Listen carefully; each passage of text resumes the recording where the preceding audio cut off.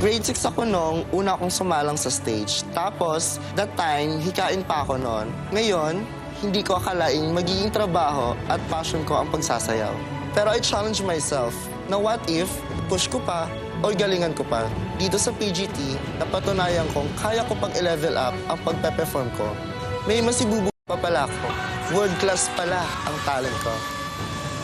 Dream ko na sana magkasama na kami ng kapatid ko at ang mama Heidi ko.